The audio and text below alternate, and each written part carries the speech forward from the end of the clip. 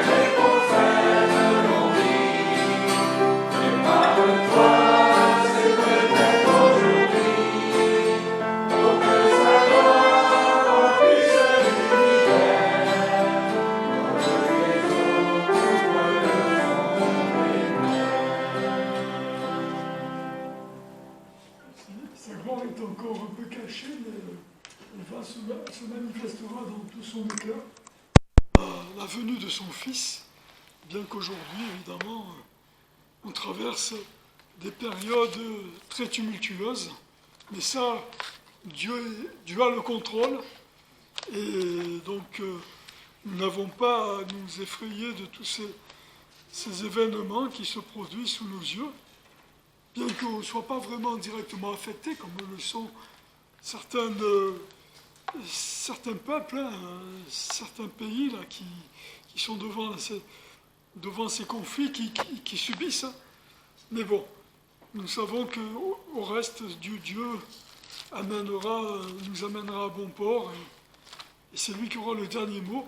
D'ailleurs, on va voir ce matin quelques passages qui se rapportent à l'épreuve, bien que nous ne soyons pas vraiment éprouvés comme certains le sont, mais c'est des passages que l'on connaît, qu'on a besoin de se repasser parce qu'ils nous encouragent et ils sont là pour ça, et pour nous amener donc à la perfection aussi, et à l'endurance, on va le voir hein, à travers la patience.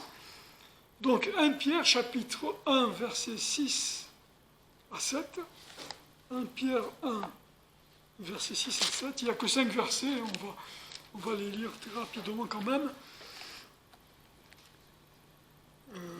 Je vous repars du début. En cela, vous vous réjouissez, quoique vous soyez maintenant attristés pour un peu de temps par diverses épreuves, puisqu'il le faut, afin que l'épreuve de votre foi, plus précieuse que l'or périssable, qui pourtant est éprouvé par le feu, vous tourne à la louange, à l'honneur et à la gloire, lors de l'avènement de Jésus-Christ, que vous aimez sans l'avoir connu, en qui vous croyez sans le voir encore, et vous vous réjouissez d'une joie ineffable et glorieuse. Deuxième verset, 2 Corinthiens chapitre 10, chapitre 12, 2 Corinthiens chapitre 12, verset 10.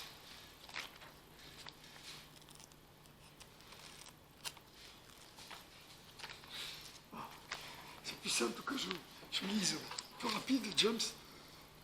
C'est pourquoi je me complais dans les infirmités, dans les opprobres, dans les misères, dans les persécutions, dans les angoisses, pour le Christ, car lorsque je suis faible, c'est alors que je suis fort. On sait que l'apôtre Paul a été éprouvé à maintes et maintes reprises, et que sa vie était souvent en danger, mais il a dû reconnaître par là que, en fait, eh bien, toutes ces épreuves participaient au fait qu'il devenait un instrument vraiment utile entre les mains de Dieu, et c'était non pas son ego, ou ce qu'il était, ou ce qu'il pouvait représenter aux yeux des frères, même dans son église, ou de la société, c'est que, en fait, à travers l'épreuve, et lorsqu'il était affaibli, humainement parlant, eh bien, il devenait un puissant prédicateur de Christ. Et ça fait partie de son expérience. Ma grâce te suffit, car ma force accomplit dans la faiblesse. Et c'est ce que l'apôtre Paul souligne ici. Il a expérimenté lui-même dans sa vie, évidemment. Psaume 34, verset 20. Psaume 34, verset 20, c'est le 3e verset, il n'y en aura plus que 2 après. Le juste a des maux en grand nombre, mais l'Éternel le délivre de tous. Et ça, c'est encore un verset qui est précieux.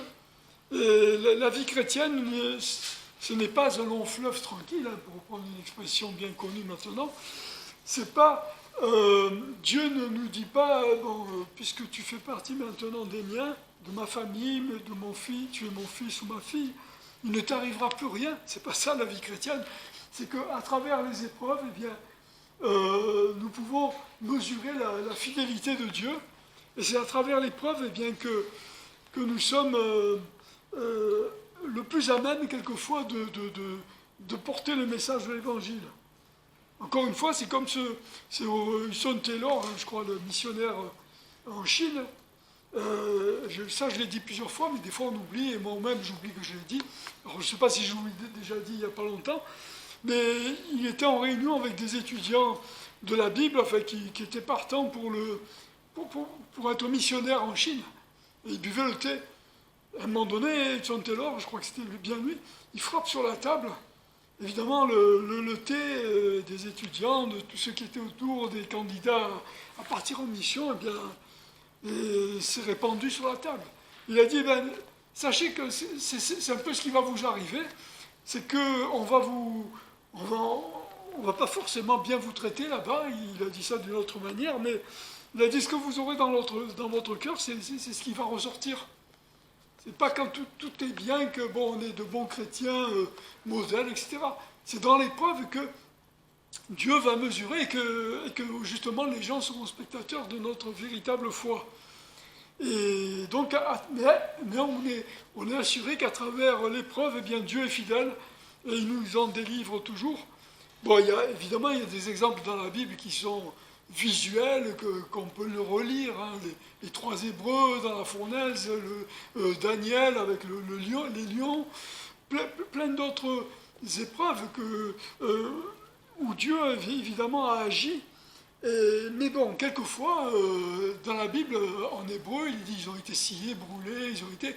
Donc, mais malgré ça, Dieu est fidèle, et même à travers certains supplices, des supplices que les hommes peuvent infliger, eh bien, Dieu est là et il nous donne la grâce de supporter ces épreuves et après de nous en délivrer complètement. Romains chapitre 8, versets 36 à 39. Romains 8, 36 à 39. Merci. Selon qu'il est écrit, nous sommes livrés à la mort tous les jours à cause de toi et nous sommes regardés comme des brebis destinées à la tuerie. Au contraire, dans toutes ces choses, nous sommes plus que vainqueurs par celui qui nous a aimés. Car je suis assuré que ni la mort, ni la vie, ni les anges, ni les principautés, ni les puissances, ni les choses présentes, ni les choses à venir, ni la hauteur, ni la profondeur, ni aucune autre créature ne pourra nous séparer de l'amour de Dieu manifesté en Jésus-Christ notre Seigneur. Et ça, on connaît tout ce verset, on le lit souvent, mais il faut véritablement s'en imprégner et se dire que Dieu, eh bien, c'est lui qui est aux commandes et tous les démons réunis ne pourraient pas nous séparer de Dieu. Dernier verset, Jacques chapitre 1, verset 2 à 3. Jacques chapitre 1, verset 2 à 3. Frères, regardez comme le sujet d'une parfaite joie les diverses tentations qui vous arrivent, ou épreuves, on peut dire, sachant que l'épreuve de votre foi produit la patience. En fait, la patience aussi, c'est la capacité à endurer l'épreuve jusqu'à ce que Dieu envoie la délivrance. C'est un peu comme un sportif, on dit, bon, tu es bon, mais il faut quand même avoir un bon cardio pour tenir dans le temps et dans l'épreuve. Eh bien, nous sommes aussi quelque part des sportifs spirituels hein, qui devons entraîner notre cœur. Dieu regarde au cœur et c'est dans notre cœur que les choses se passent pour avoir cette endurance, pour tenir, pour avoir cette patience dans l'épreuve. Voilà, on va poursuivre par un troisième cantique, le 129 s'il vous plaît. Cantique numéro 129.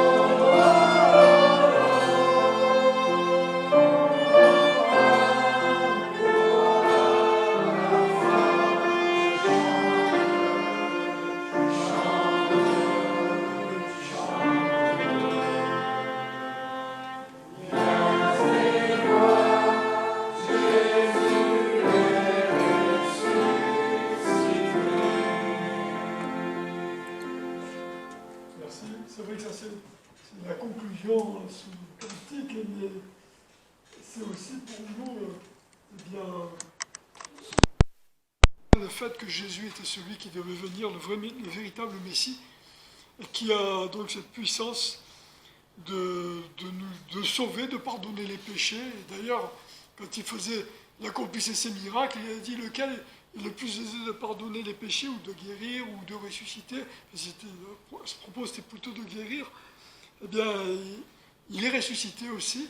Ça a étonné ces apôtres qui étaient véritablement complètement découragés au moment donné où Christ a été crucifié. Imaginez un corps froid, sanguinolent, sanglant, parce qu'il a été frappé, martyrisé, avant d'être mis sur cette croix qui était déjà aussi en soi-même eh bien une torture. Mais il est ressuscité, il en a donné des preuves à ses apôtres, à ses disciples. Et nous aussi, c'est ce que nous croyons, nous savons qu'il va revenir. Et c'est vrai qu'à un moment donné, on dit, oui, la France est un pays chrétien comme d'autres pays qui se disent catholiques, hein, avec ses traditions catholiques. Et souvent, on voit Jésus sur une croix. Et on oublie, on occulte volontairement ou involontairement le fait qu'il est ressuscité. Et Jésus n'est plus sur cette croix. Donc pour nous, évidemment, c'est la puissance de Dieu qui s'est manifestée, et une puissance aussi qui, non seulement qui peut détruire, hein, mais qui sauve aussi. Et nous en sommes les bénéficiaires. On va passer au verset du mois.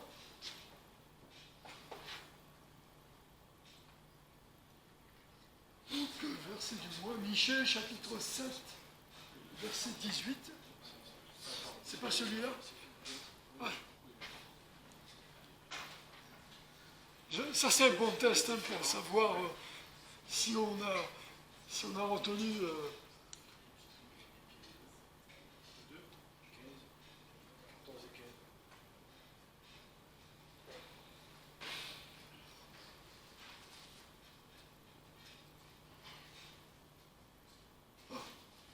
Donc, ce Michée, c'était celui du mois de février, oui, c'est ça. Celui-là, c'est vrai qu'il est plus court. Bon, nous, on a en tant que plus ancien, on peut dire oui, notre mémoire défaille, tout ça, mais bon, est-ce que les plus jeunes s'en sont rappelés? Je ne sais pas. Enfin, c'est parti. Philippiens chapitre 2, verset 14. Faites toutes choses sans murmure et sans dispute.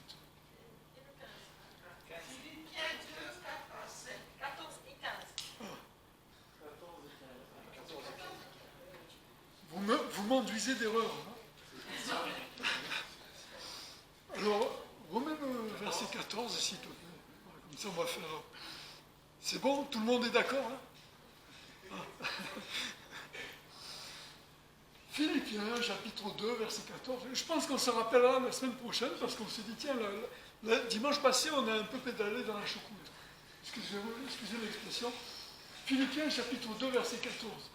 Faites toutes choses sans murmure et sans dispute, afin que vous soyez sans reproche, sans tache, enfants de Dieu, irrépréhensibles, au milieu d'une génération dépravée et perverse, au sein de laquelle vous brillez comme des flambeaux dans le monde, y portant la parole de vie. C'est vrai que la parole de vie, elle n'émane pas de nous.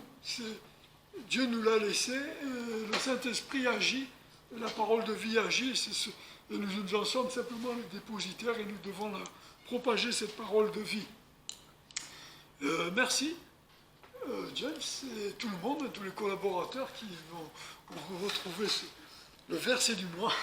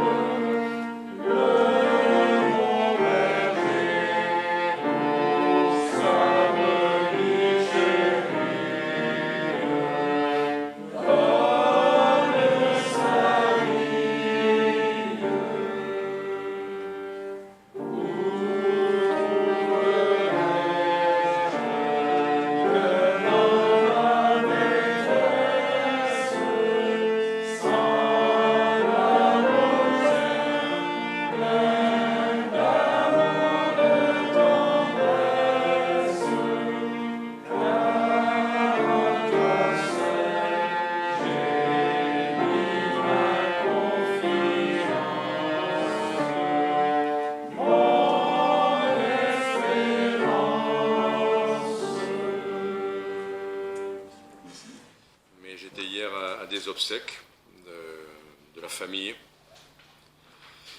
Et j'étais déjà travaillé par un thème pendant la semaine, entre autres, en particulier un verset. Et pendant la cérémonie, c'est ce verset qui a été lu, c'était touchant pour moi. Donc ça a confirmé que c'était bien ça le sujet de ce matin. Et après l'enterrement, on s'est retrouvés en famille et j'entendais des discussions autour. Et à un moment donné, il y avait une dame marocaine qui parlait avec un monsieur algérien et bon, on voyait qu'ils n'étaient pas là pour débattre de leur religion. Et à un moment donné, la dame a dit « Mais de toute façon, moi, la religion, ça se résume à une chose, il faut aimer. Voilà, c'est l'amour. Mais bon, au moins, on savait que c'était simple. Et après, mon frère, à un moment donné, est venu me parler pour dire « Mais je ne comprends pas, moi, tous ces gens. » Il ne parlait pas de ces personnes, hein, il disait « Tous ces gens qui tuent au nom de Dieu. Je peux pas, je comprends pas, c'est impossible, on ne peut pas tuer au nom de Dieu. » J'ai dit « Mais c'est pas nouveau, ça. » Enfin, après, je ne suis pas rentré dans une grande discussion à ce propos, mais et il a compris tout de suite de quoi je voulais parler, et ça a réglé la question. L'amour de Dieu, c'est ce dont on va parler ce matin. L'amour de Dieu. Les chrétiens, parfois, ont des doutes à ce propos. Je parle bien des chrétiens, de vrais chrétiens, qui doutent parce qu'ils sont dans une épreuve telle qu'ils perdent cette certitude que Dieu les aime. Parce qu'ils disent, mais si, là, ce qui m'arrive, j'arrive pas à comprendre ou à concilier. Ou quand ils attendent des réponses ou des exaucements et que ça ne vient pas. Et parfois dans les églises, les comportements des chrétiens posent question sur l'idée d'un oui, si Dieu est amour, est-ce que ces gens qui sont censés parler d'amour et vivre l'amour de Dieu, ils pourraient se comporter comme ça, ils pourraient parler comme ça, ils pourraient réagir comme ça. Donc même dans les églises, vous voyez, on se pose des questions, mais reconnaissons que dans certaines circonstances, c'est difficile d'aimer les gens, ou même dans l'église, même les frères et les sœurs, même parfois les gens que le plus naturellement possible on devrait aimer, dans la famille, dans le couple, enfin, c'est parfois difficile. Peut-être que pour vous ça n'a jamais été difficile, gloire à Dieu, mais il y a des circonstances dans lesquelles va nous placer le Seigneur. Tout à l'heure on parlait de patience. La patience, c'est endurer quelque chose. L'amour, c'est quelque chose de plus que seulement endurer. Malachie, chapitre 1, verset 2. Et par rapport à toutes ces questions qui se posent, par rapport à ces doutes, parce que parfois la question est un doute, eh bien Dieu a dû répondre à son peuple Israël. Dieu leur dit « Je vous ai aimés » a dit l'Éternel. Et vous, vous dites, en quoi nous as-tu aimés? C'est comme les parents, enfin, qui font tellement pour leurs enfants, et un jour, les enfants disent, mais quoi, de toute façon, tu n'as pas le choix, c'est parce que tu m'as mis au monde, c'est pour ça que tu le fais. C'est pas... Mais qu'est-ce que les enfants attendent? Ils attendent de voir l'amour, bien sûr, qu'on leur donne à manger, qu'on les habille, qu'on paye toutes ces années. C'est pour eux, ils vont dire, mais c'est normal, parce que tu es capable de me mettre au monde. Enfin, non, ils ont besoin de voir de l'amour dans tout ça. Et parce qu'en fait, tout le monde a besoin d'être rassuré sur cette question-là de l'amour. Et c'est ce qu'on va voir maintenant. Si au fond de nous-mêmes, on en est un peu à dire, oui, mais en quoi m'as-tu aimé? En quoi nous as-tu aimé? Bon, on va dire, non, en tant que chrétien, on a tous les versets en tête, il n'y a pas de souci. On le sait que Dieu nous aime. Les versets. Mais au fond du cœur... Alors on va reparler, en toute simplicité, de rappeler, c'est comme une piqûre de rappel sans doute, hein, mais rappeler l'amour de Dieu pour nous, et après on verra notre amour pour Dieu, parce que les deux, c'est une réciprocité. Mais commençons par l'amour de Dieu pour nous. Alors on va voir quelques versets, c'est des versets qu'on connaît, mais c'est bien de relever quelque chose de particulier. Et j'espère, ma prière, c'est que ça atteigne notre cœur, pas simplement notre cerveau. Que ce qu'on sait avec notre intellect, ça descende au fond du cœur, parce que finalement c'est ça dont on a besoin, que notre cœur soit assuré, rassuré et assuré, enraciné dans l'amour de Dieu. Romains, alors je vais peut-être prier juste avant, maintenant. Seigneur, nous te rendons grâce parce que parfois tu nous pousses dans nos extrémités pour qu'il ne reste que l'amour qui soit notre refuge. Un cantique dit nous adorons ton amour même. Non, on t'adore toi, mais une des vertus, une des plus grandes choses que tu veux nous prouver, dans lequel on doit puiser, c'est ton amour et rassurer nos cœurs. Seigneur, alors parle à nos cœurs, à notre cerveau bien sûr, pour qu'on comprenne ces choses, qu'on les connaisse, mais qu'elles descendent jusqu'au fond du cœur et qu'elles rassurent. Au nom de Jésus-Christ. Amen. Et qu'on puisse t'adorer en t'aimant. Amen. Romains 5, pour ceux qui se posent encore la question, en quoi Dieu nous a-t-il aimés? En quoi? Montrez-moi. Alors moi j'aime bien montrer la nature, les fleurs, les fruits et tout ça, mais bon, il y a des gens qui vont dire, ouais, mais ça c'est le Big Bang. Ok.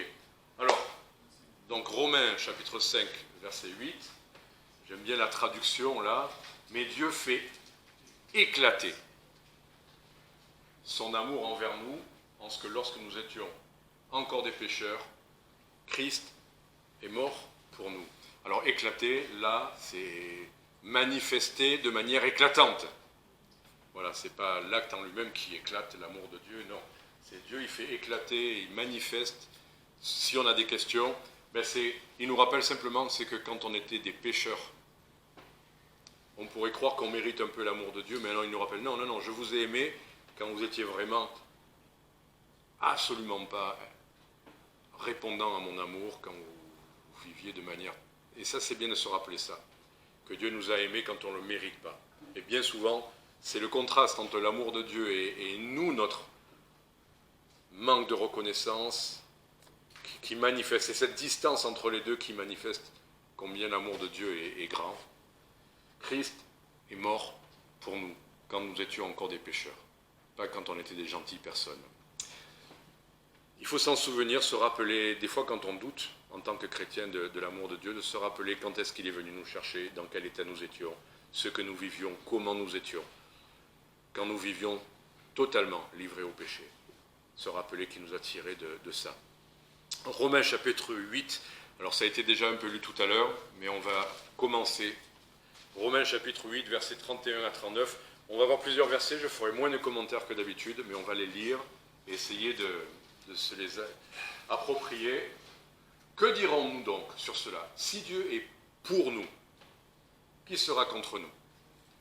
Lui qui n'a pas épargné son propre Fils, mais qui l'a livré pour nous tous, comment ne nous donnera-t-il pas toute chose avec lui? Quand on a des doutes, des fois des inquiétudes sur est-ce que Dieu pourvoira, est-ce que Dieu m'aidera, est-ce que dans cette circonstance je pourrai m'en sortir, mais Dieu nous donnera toute chose avec lui. Alors on peut voir que c'est peut-être un appartement pour être logé, mais non, là il parle vraiment dans l'épreuve.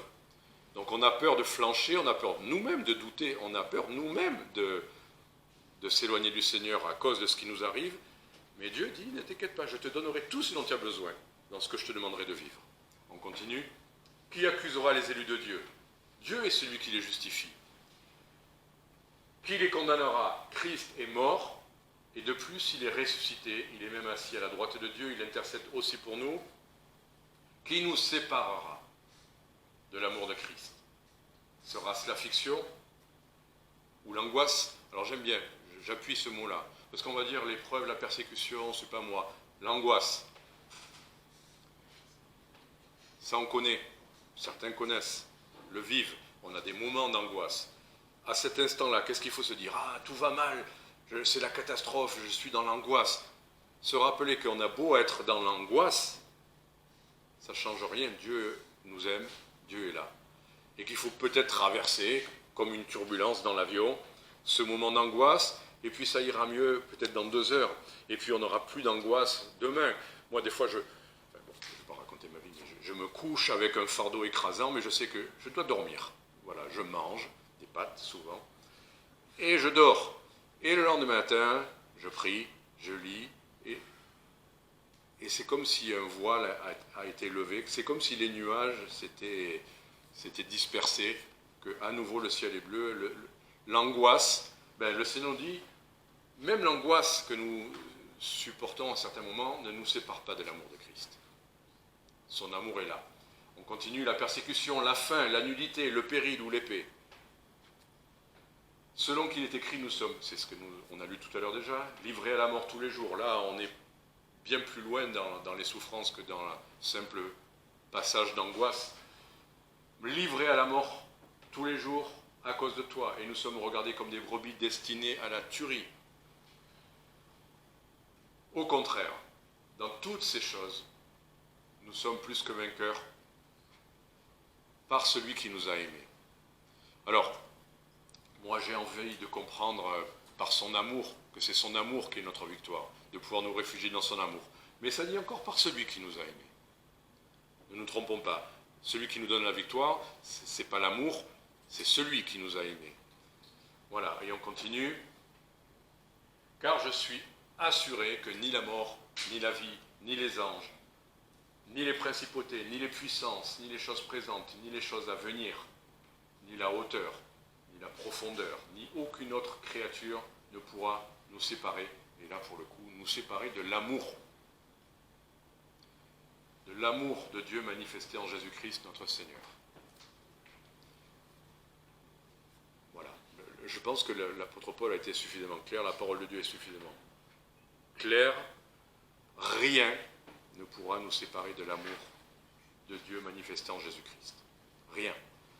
Des choses à l'intérieur de nous, des choses à l'extérieur de nous, des choses qui vont nous arriver, des choses qui nous sont arrivées, comment on vit les choses, comme notre frère nous l'a rappelé tout à l'heure, on a des hauts et des bas, mais ça ne change rien.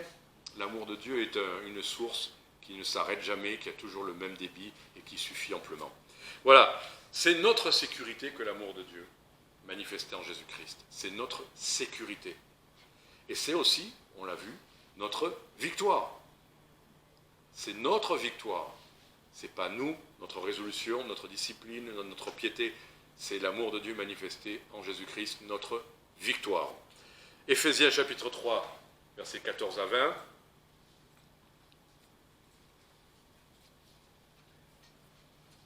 Alors, justement, là, le verset d'avant, il parle de gens qui s'inquiètent. Mais il dit, c'est pour ce sujet que je fléchis les genoux devant le Père de notre Seigneur Jésus-Christ, de qui toute famille dans les cieux et sur la terre tire son nom, afin que selon les richesses de sa gloire, il vous donne d'être puissamment fortifiés par son esprit dans l'homme intérieur. Donc c'est quand même important de savoir que Dieu tient compte et prend soin de notre homme intérieur, dans quel état nous sommes à un moment donné. De ne pas dire, oh mais de toute façon, je marche par la foi, quoi que je vive à l'intérieur, je peux être déprimé, accablé, dans la détresse, dans le doute, peu importe, pourvu que j'obéisse. Non, Dieu veut qu'on soit quand même fortifié. Il y a des choses qu'on ne pourrait pas vivre si on n'est pas fortifié par lui. Fortifié par son esprit dans l'homme intérieur. Et qu'est-ce qui va fortifier cet homme intérieur pour faire face, afin que Christ habite dans vos cœurs par la foi? Là, ne nous trompons pas, ce n'est pas le mot « afin qu'il vienne habiter ». On a été scellés de son Saint-Esprit, il habite. Mais là, le mot « qu'il habite dans vos cœurs par la foi », c'est-à-dire qu'il prenne la place. Qu'il soit vraiment présent. On peut habiter quelque part et vivre juste dans le dressing. Mais non, il veut habiter pleinement en nous et qu'enraciné et fondé dans l'amour, la charité, c'est le mot « amour de Dieu ». Donc c'est fondé dans son amour, ce n'est pas le nôtre. D'accord? Enraciné et fondé dans son amour, vous puissiez comprendre avec tous les saints quelle en est la largeur, la longueur, la profondeur et la hauteur. C'est intéressant qu'il y ait dans Éphésiens et dans Romains cette idée de hauteur, largeur, profondeur. Parce que dans un sens, il y a tout ce qui peut arriver dans l'épreuve, et là, il y a tout ce qui est la réponse dans toutes ces épreuves. Largeur, hauteur, profondeur. Ok.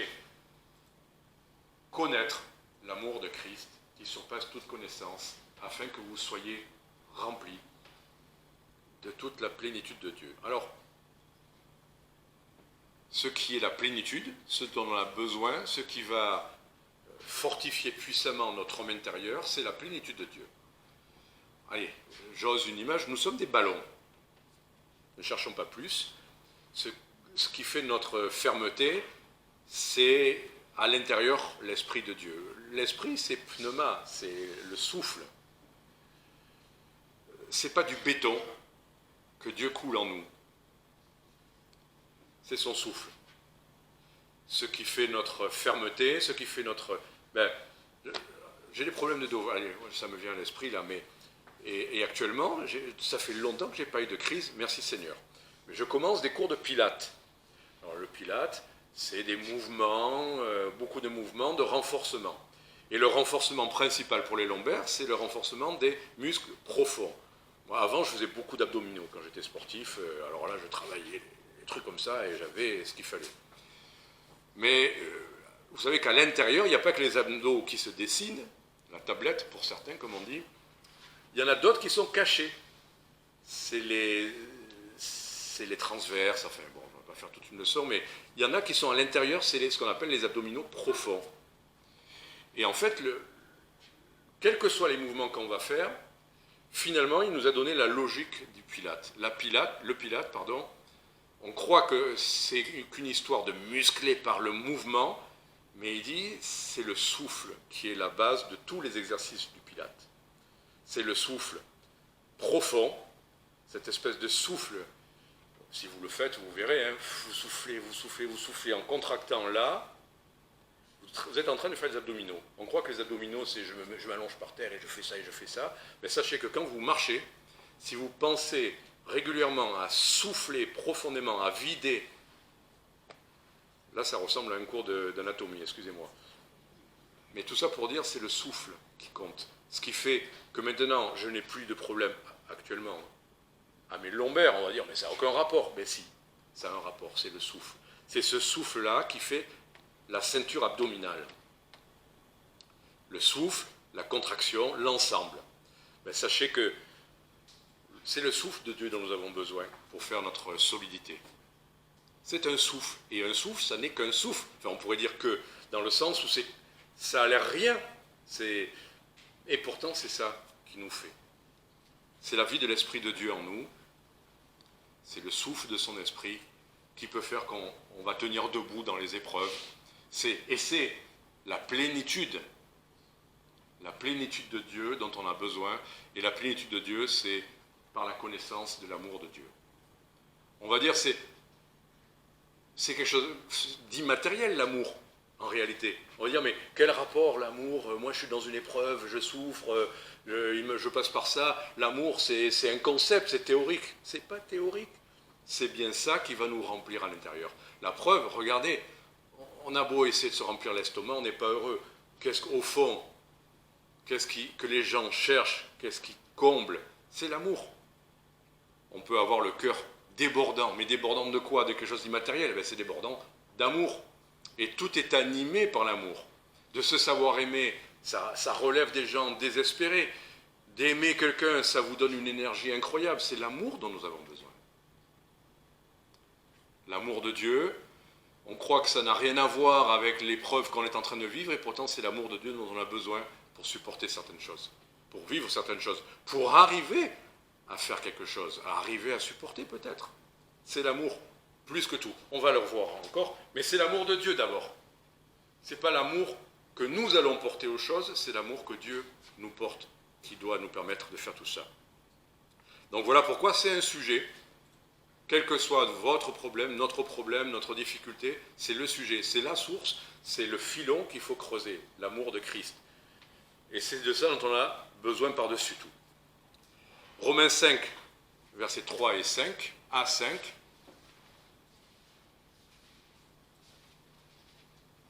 Romains.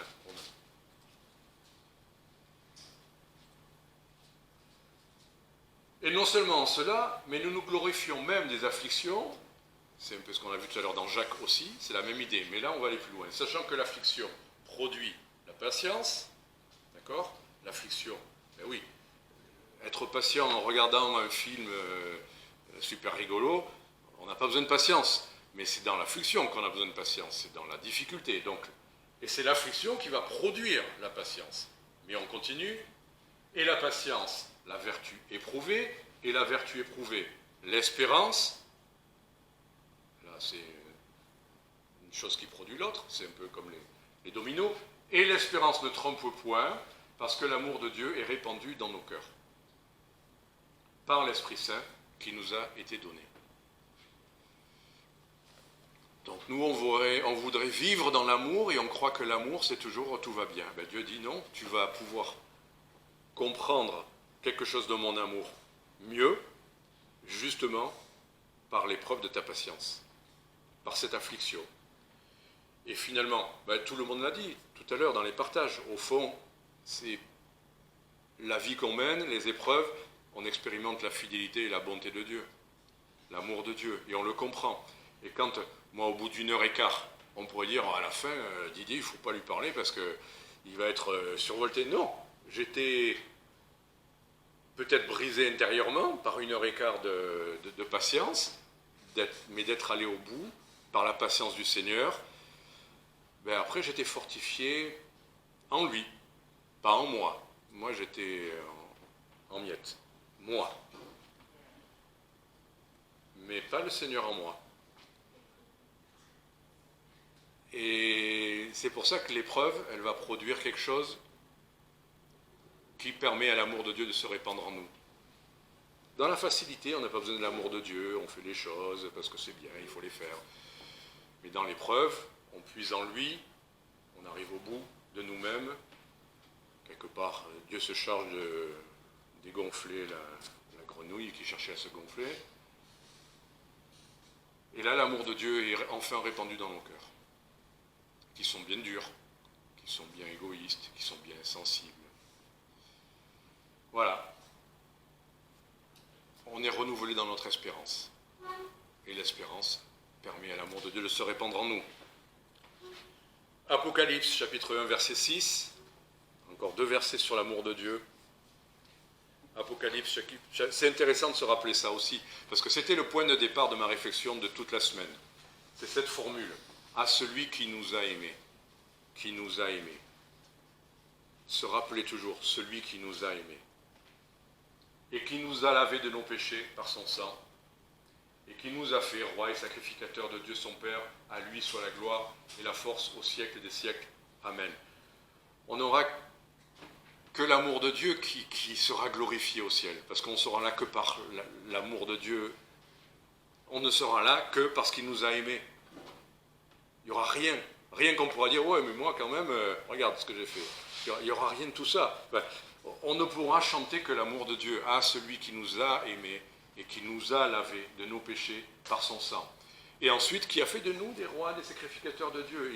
Il l'a fait de nous, il nous a transformés. Qu'est-ce qu'on peut dire?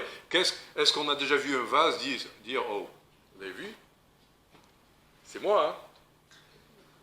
Oui, mais attends, c'est le potier qui t'a fait. Tu n'es rien, toi, tu étais de la terre, il t'a ramassé par terre, tu n'étais rien, et il a fait de toi un vase. Il a fait de nous des rois, des sacrificateurs. Et on termine avec un autre verset, 1 Jean 3, 1.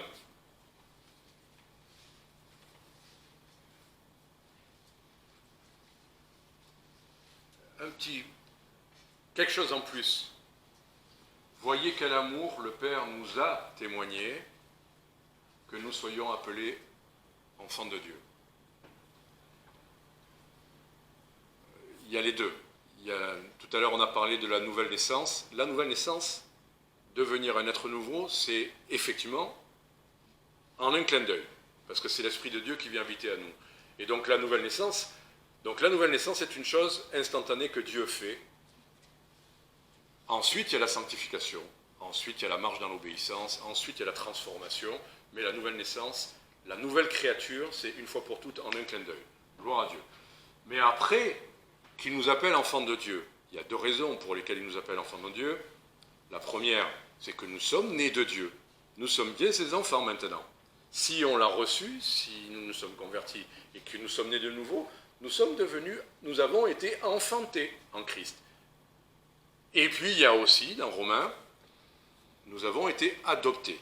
Donc il y a les deux. À la fois, il nous a fait enfants de Dieu par nature, mais il nous a aussi adoptés. C'est-à-dire que nous étions livrés au péché, nous appartenions quelque part à celui auquel nous étions livrés. Nous vivions pour le mal, pour le péché, pour le diable. Voilà. Et donc il a fallu qu'il nous adopte, qu'il nous prenne dans sa famille. Et non seulement il nous a adoptés légalement, nous sommes ses enfants par adoption, mais comme je l'ai dit, c'est aussi par nature. Et gloire à Dieu pour les deux. Mais voyez quel amour le Père nous a témoigné que nous soyons appelés enfants de Dieu. Mais justement, par rapport à ce que je disais en introduction, quand on voit les chrétiens, comment parfois ils se comportent dans les églises, des réactions, des choses, il y a de tout. Alors on pourrait dire, voyez quel amour, justement, Dieu nous a témoigné pour que nous soyons enfants de Dieu. Ce que nous sommes même encore aujourd'hui, voyez quel amour le Père nous témoigne de nous appeler encore ses enfants et de nous garder comme ses enfants. Donc, voilà, c'est quelques versets, que le Seigneur nous fasse la grâce de parler à nos cœurs, qu'on le vive pleinement, qu'on soit reconnaissant. Alors maintenant, c'est notre amour pour Dieu. Oui, vous le savez, s'il nous a aimés, le premier, en retour, nous devons l'aimer. Est-ce que c'est simplement par dette, par reconnaissance, par évidence? On va voir ça. Jean chapitre 15, verset 9. On verra 7 versets. Donc Jean chapitre 15, verset 9. Comme mon Père m'a aimé, je vous ai aussi aimé, demeurez dans mon amour. Ce verset, il est quand même étonnant. Parce que nous, on dit, non, on va aimer parce qu'il nous a aimés en payant pour nos péchés. Donc il y a plusieurs genres d'amour. L'amour parent-enfant, c'est pas le même que l'amour pour un conjoint, ou l'amour qu'on a pour quelqu'un qui est mort pour nos péchés, c'est pas... Mais là, comme mon Père m'a aimé quand même. Le Fils a toujours été obéissant, c'est normal qu'il soit aimé par son Père, pour cette raison-là, et puis pour toutes les raisons, Père, Fils. Le Seigneur nous a aimés aussi, comme le Père, c'est-à-dire avec une fidélité, comme une évidence. Je vous ai aussi aimé, là c'est Jésus qui nous a aimés aussi. Et il dit, demeurez dans mon amour. Voilà. Restez là-dedans, ne cherchez pas autre chose, demeurez dans mon amour. Je vous donne ce dont vous avez besoin, mais restez à cette source-là. Ok. Et qu'est-ce qu'il va nous demander? Ça, c'est pour tout à l'heure, ça. C'est trop rapide. Non, celui-là, on ne veut pas le voir encore. On en verra un qui lui dit ça, mais on le verra après. 1 Jean, chapitre 4, versets 7 à 10. Et le Seigneur, et c'est là où je vois que le Seigneur a conduit, parce que je ne cherchais pas ces versets. Je n'ai pas pris une concordance. Et dans ma lecture, je suis retombé là-dessus. Et celui-là, il était redoutable. À un moment donné, les moments où on hésite à aimer des gens, le Seigneur a mis quand même des garde-fous, il a mis ce genre de versets. Donc 1 Jean chapitre 4, versets 7 à 10, bien-aimés, aimons-nous les uns les autres. Alors on le sait, il a dit dans l'Évangile, c'est écrit, plusieurs fois il a répété, aimez-vous les uns les autres. Bien-aimés, aimons-nous les uns les autres, voilà. Car l'amour, la charité vient de Dieu, et quiconque aime est né de Dieu et connaît Dieu.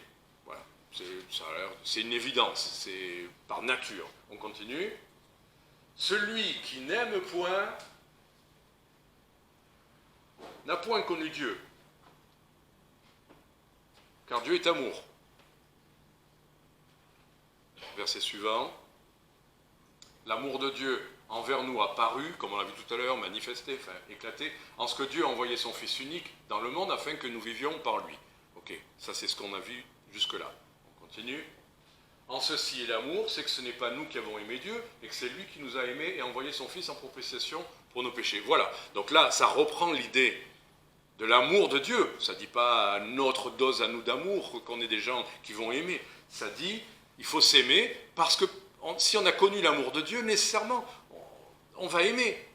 Enfin, ça semble montrer que c'est inséparable. Chapitre 4, toujours, mais versets 15 et 16.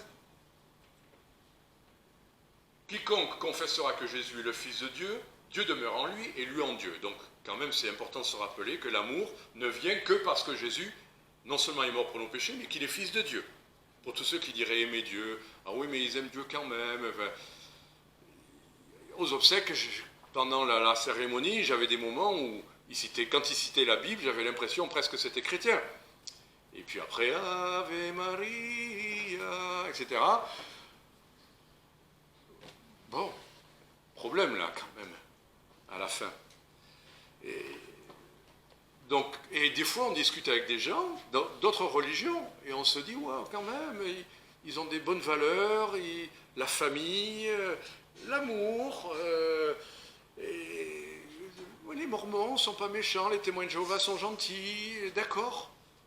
Les Juifs sont comme les autres, des bons côtés, des mauvais côtés, ils aiment leur famille, ils aiment... Bon. Mais c'est quiconque confessera que Jésus est le Fils de Dieu, Dieu demeure en lui. S'il n'y a pas Jésus comme sauveur, Fils de Dieu, on n'est pas en Dieu. Voilà.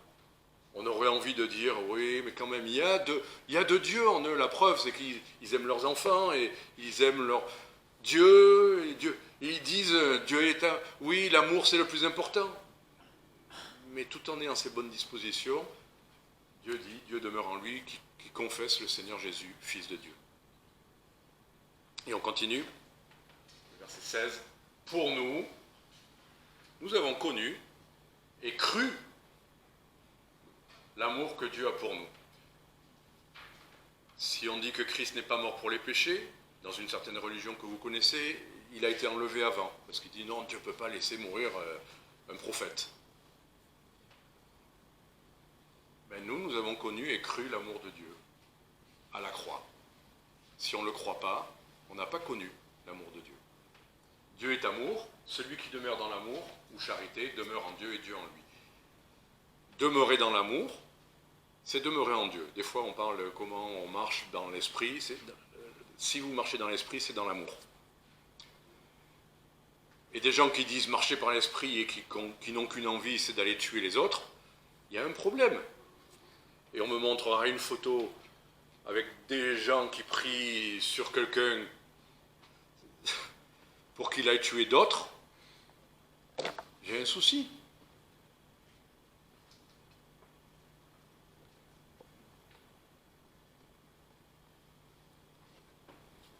Chapitre 4, versets 20 et 21. Si quelqu'un dit « j'aime Dieu » et qu'il haïsse son frère, c'est un menteur. Celui qui n'aime pas son frère qu'il voit, comment peut-il aimer Dieu qui ne voit pas?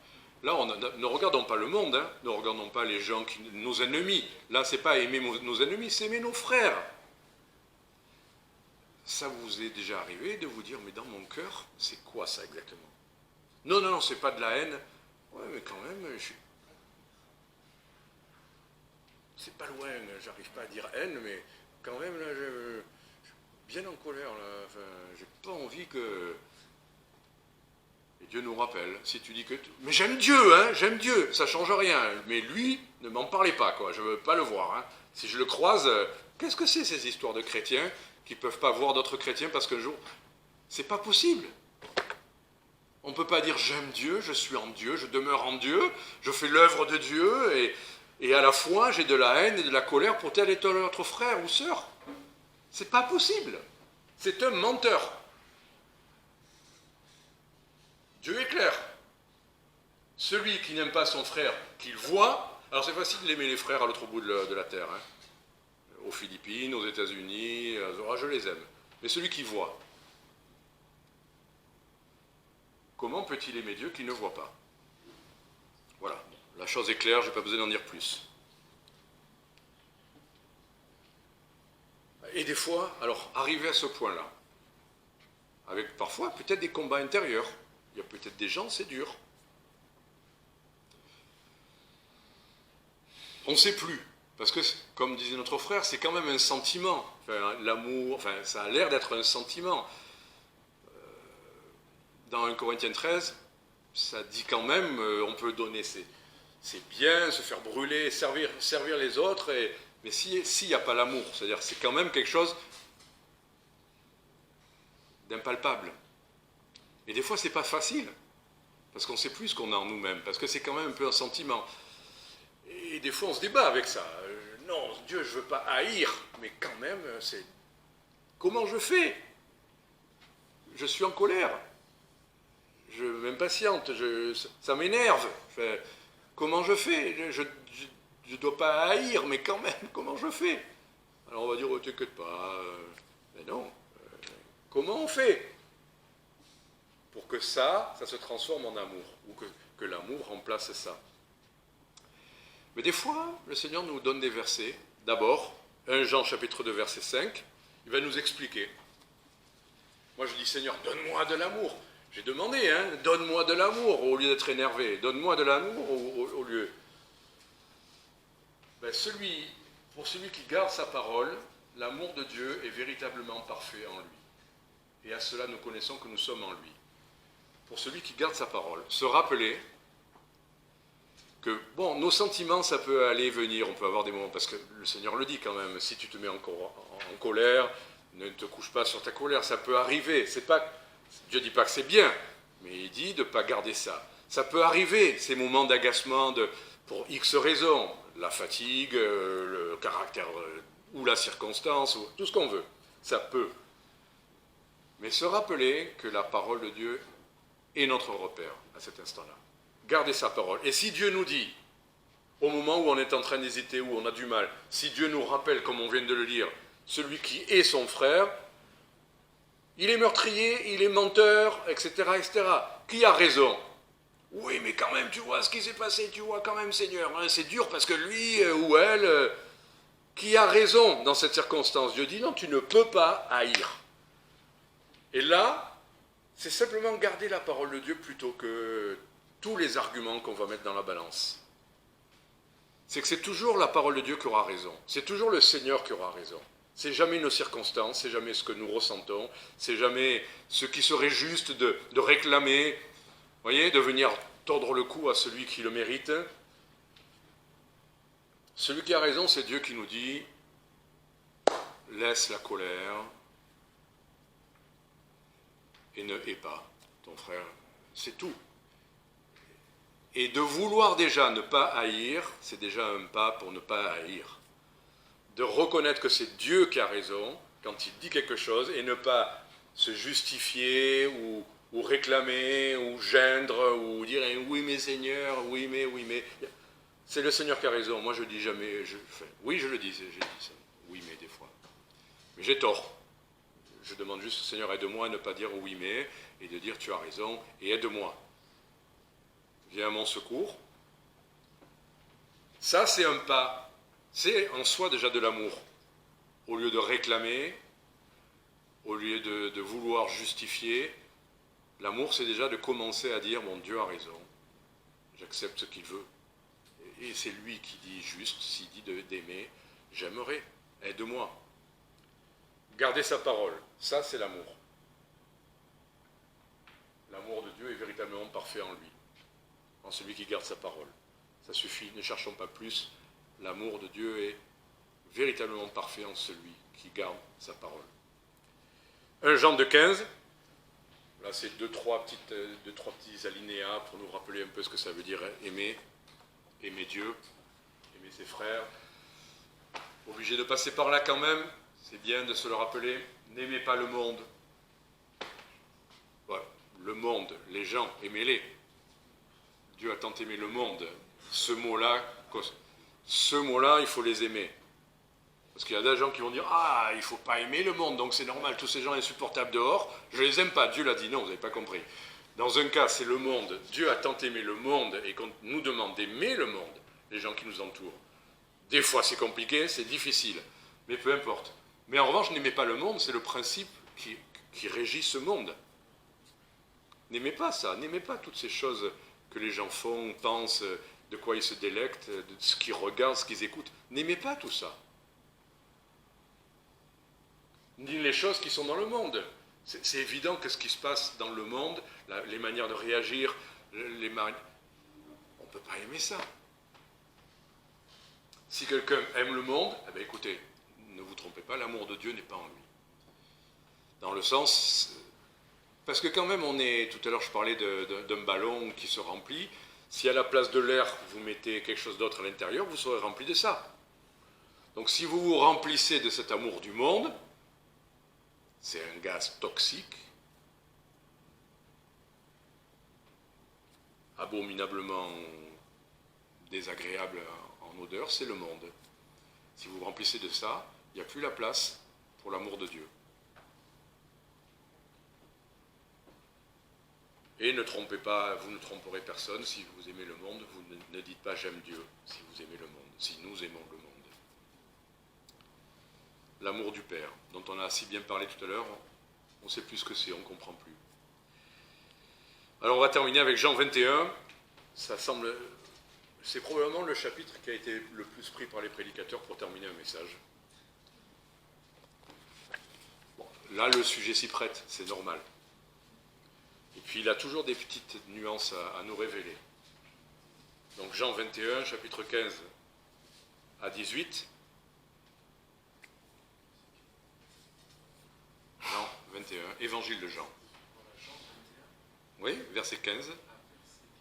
Oui. C'est l'épisode. Après que Pierre ait renié le Seigneur, après sa résurrection, vient lui parler. Et voilà ce qu'il lui dit. Après qu'ils eurent dîné, donc d'abord ils ont bien mangé. Ça détend déjà.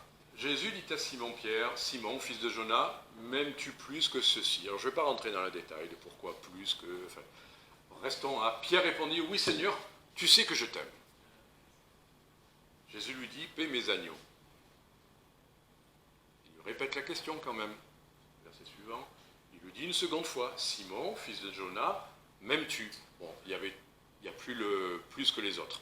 C'est déjà, toi m'aimes-tu? Je ne te compare pas aux autres, m'aimes-tu? Et Pierre lui répondit, oui Seigneur, tu sais que je t'aime.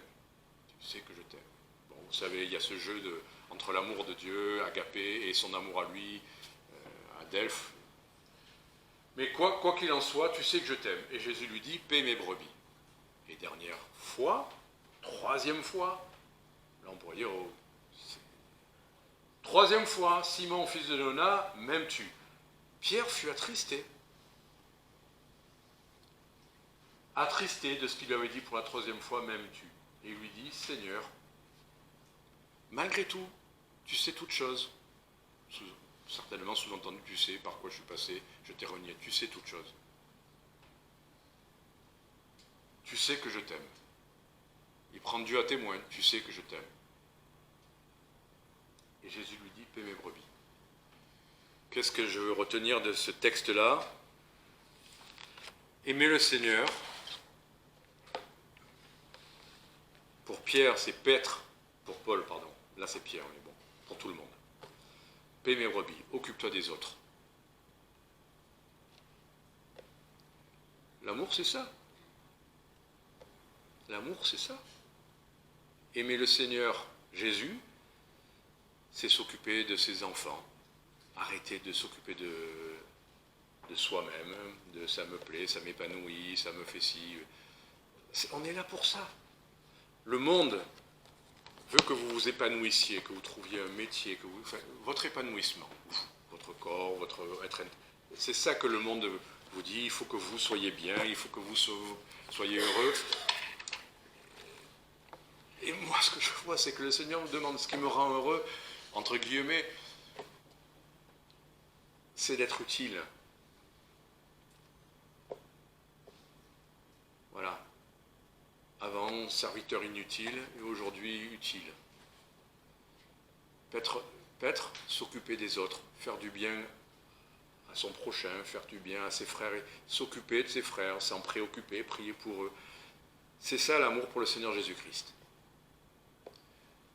Dire moi j'aime le Seigneur, et puis j'ai pas 5 minutes pour aller discuter avec les gens de l'église, j'ai pas le temps. Qu'est-ce que vous priez pour les gens de l'Église? Qu'est-ce que vous savez de leurs besoins? Qu'est-ce qu'on fait pour les autres? Il n'y a pas d'amour pour le Seigneur sans amour pour les frères et les sœurs, et sans service.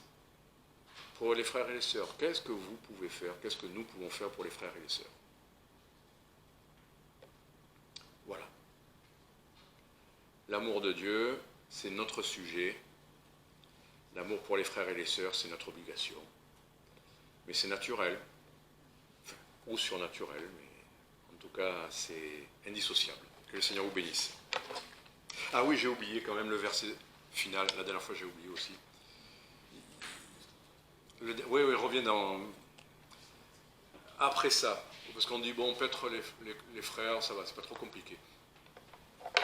J'aime bien parler, chanter, préparer à manger, jouer de l'instrument, tout ça. Le verset suivant. En vérité, je te le dis, lorsque tu étais plus jeune, tu te saignais toi-même, tu allais où tu voulais, mais lorsque tu seras vieux, tu étendras tes mains, et un autre te saignera et te mènera où tu ne voudrais pas. Est-ce que vous savez que servir les frères et les sœurs, c'est faire ce qu'on n'a pas envie de faire? Ben là, il lui dit, ça va t'amener à ça. Servir les frères et les sœurs pour ce qui est gratifiant, enfin, mais faire ce qu'on n'a pas envie de faire,